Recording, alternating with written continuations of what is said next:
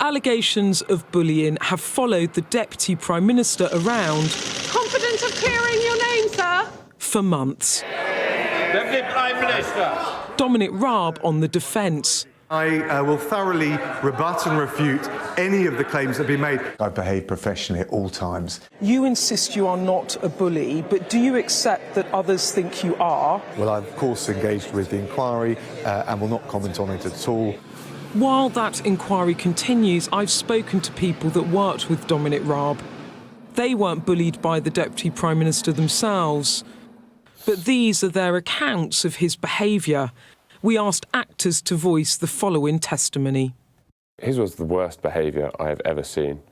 The way he would treat people, belittle people, interrogate people, ignore people. He created an awful atmosphere.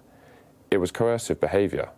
He had people in tears after coming out of his office, but they wouldn't want to complain. They saw it as professional pride, just to cope with it. He wouldn't shout, but he'd be so angry. Quiet fury. The vein would be pumping on his head, and he would look like he was about to explode. Mr Raab has always maintained he behaved professionally, that high standards don't make you a bully. Others allege they saw different.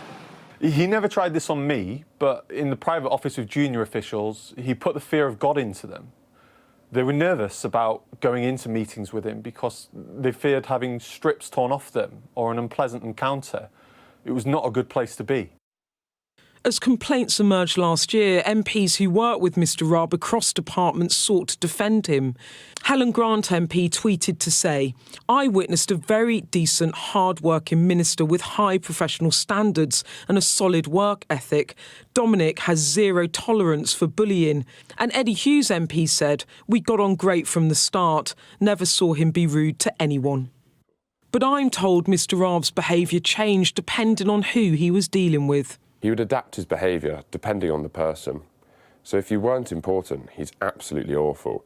And then he'd pivot to being reasonable and affable, say with the PM or another senior figure.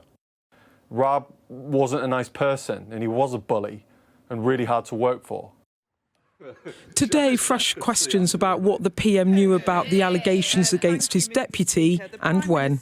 Can the Minister clarify here today, did the Cabinet Office warn the Prime Minister about the conduct of the Deputy Prime Minister before he was reappointed to the Cabinet? I thought the Labour Party believed in due process. The due process is that Adam Tolley, a very senior KC, is investigating all aspects of that. The reality is the Minister is protecting a corrupt standards regime upheld by the Conservatives for the last 13 years, with the Prime Minister as judge and jury. The Prime Minister is the final adjudicator in this inquiry. Adam Tolley may present the evidence, but it's the PM who decides what flows from it. The hope from allies is that it will at least be a decision that's in black or white. But whatever happens, there will be problems. If Dominic Raab goes, the Prime Minister will face questions as to why he put him into Cabinet in the first place and what exactly did he know when.